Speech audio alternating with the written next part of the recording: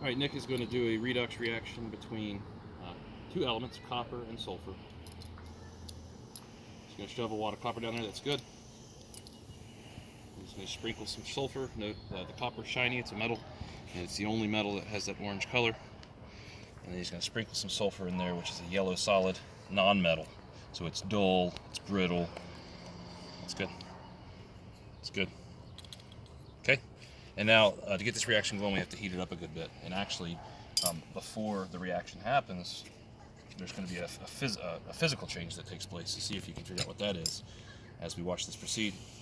He's going to point the tube this direction, so it's going to move that way, and then so we can see it. Watch out, it's not lit yet. Oh. These aren't as easy to light as Bunsen burners. Okay, it's lit now. How do I do? Alright, just hold it about right there. Yeah.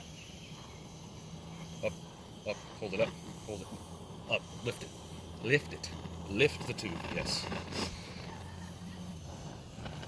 Okay, so we see some changing happening. Jessie can get a little closer if she wants.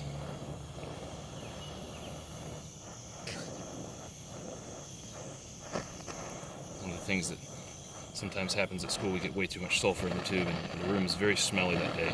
So here's some sulfur subliming because all the copper is basically reacted, so now the only thing that can happen is further physical change of the sulfur. If you look, it may not be super apparent, but there's some orange going on. That's actually liquid sulfur. So first the sulfur melted, and then it was able to coat the copper and react with it. The copper lost electrons, the sulfur gained 2, became -2 ions, so this is now an ionic compound. Hopefully you can kind of see, it's a little blue. It may not, I'm not sure how well the color is going to come through on the camera, but it's an interesting compound because it's a blue color, and not a lot of ionic compounds have blue color. Okay,